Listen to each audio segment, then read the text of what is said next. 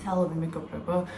დღეს არის 2025 წლის 8 აგვისტო და ეს დღე ყველა ქართველისთვის არის განსაკუთრებული მნიშვნელობის მატარებელი. პირველ რიგში, იმიტომ რომ ვიხსენებთ იმ ტრაგედიას, რაც დატრიალდა 2008 წელს საქართველოში. იმ დიდ ტკივილს, რაც გამოწვეულია ჩვენთვის ყველა ქართველისთვის, საქართველოს ყველა მოქალაქისთვის, რაც ნიშნავს აგვისტოს ომს, აგვისტოს 5 დღიან ომს, რუსულ აგრესიას და იმ მოვლენას, რასაც შეეწირა არაერთი ქართველის სიცოცხლე, არაერთმა ადამიანმა დაამტკიცა, რომ გმირები დღესაც არსებობენ და ძალიან დიდი მაგალითი მისცა საქართველოს მოსახლეობას. ამ დიდი დანაკარგები გამოიწვია საქართველოსთვის არ გულისხმობ მხოლოდ სიცოცხლის დანაკარგს, არ გულისხმობ უშუალოდ ტერიტორიის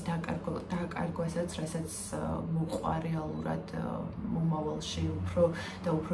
დიდი საქმე გაგვეჩინა ერთგვარად ამ მოვლენამ, რასაც ეწოდება ტერიტორიების დაბრუნება, რასაც ეწოდება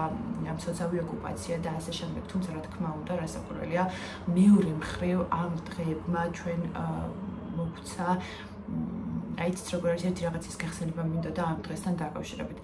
99 წლის 1999 წლის 9 აპრილს დამოუკიდებლობის მოსაპოვებლად არაერთმა ქართველმა მაშინ გაწირა საქართველოს სიცოცხლე, იყო ადამიანური დანაკარგი, 21 ადამიანი დაიღუპა დღეს პირდაპირ კავშირით, თორე რამდენი დაზარალდა და დაზიანდა და შემდგომ მემკვიდრეობით გადაიცა მას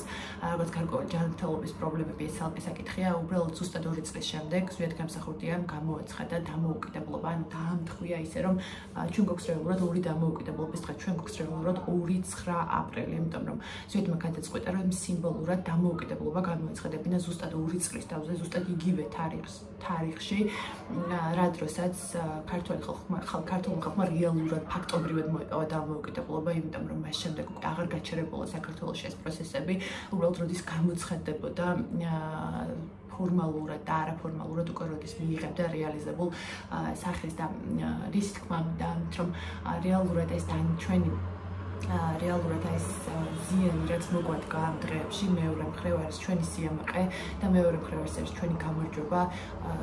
ის რომ ჩვენ დღეს შეგვიძლია ვთქვათ, რომ გაუმარჯოს დამოუკიდებელ საქართველოს და ამას ვინარჩუნებთ 91 წლის შემდეგ გასწორედ იმ ადამიანებზე,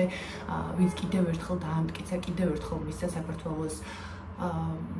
გმირობის მაგალითი და მომავალ თაობას დაანახა, რომ ბრძოლას ყოველთვის აქვს აზრი და დაანახა ის, რომ როგორი უნდა იყოს ქართველი ახალგაზრდა, გოგოც, ბიჭიც და ეს სულისკვეთება არსად არ გამქრალა და დაგვანახა გზა, რომელზეც უნდა ვიაროთ და უფრო მეტად კიდევ ერთხელ მოგცა სტიმული, რომ ჩვენს თავში ვეძებოთ ეს პრობლემები, რაც არის გამოსასწორებელი, რასაც წირტილი აქვს დასასმელი და რომ ძალიან მალე დაუბრუნდეთ ჩვენს ოკუპირებულ ტერიტორიებში. გაუმარჯოს ერთიან, ძლიერ დამოუკიდებელ საქართველოს. დიდება გმირებს.